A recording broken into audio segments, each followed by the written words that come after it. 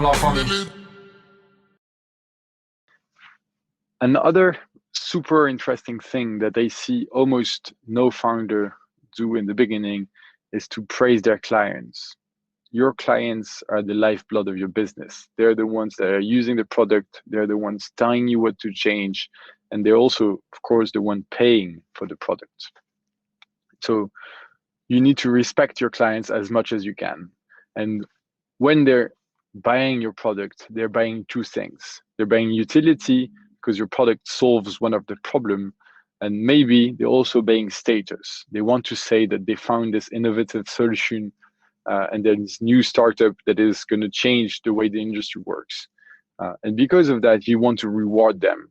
So you can reward them by writing content that says how amazing your clients are. You don't need to name them for that part, but you can just define the problems and how important they are.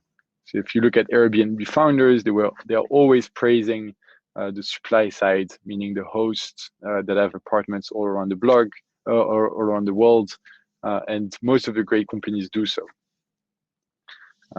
Even if you're doing boring B2B SaaS products, but by boring I mean what people expect to be boring industry, I think it's really important that you say that your clients are amazing. I've had the example of a SaaS software called Clio. They're doing software for lawyers in the US, and like random mom and pop shop, and that has like one or two lawyers. These lawyers basically don't have anyone that says they're great. Clio is organizing a conference every year that brings 5,000 clients on a show that is Las Vegas style.